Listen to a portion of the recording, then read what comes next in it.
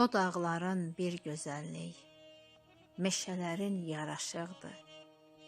Bulaqların can cövhəri, sabahların bir işıqdır.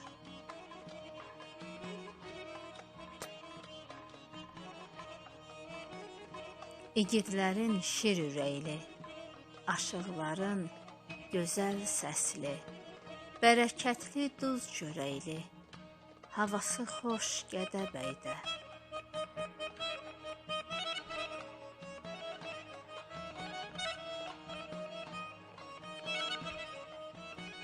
Toğrul yazar xoş niyyətli, insanları saf ürəkli, gözəlləri xoş diləkli, əlvan güllü Gədəbəydə.